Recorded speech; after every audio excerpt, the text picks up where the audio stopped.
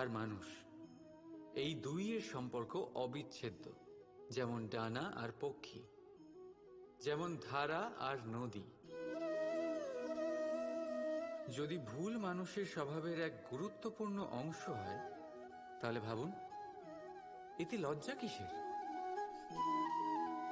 এতে লজ্জিত হওয়ার কিছু নেই।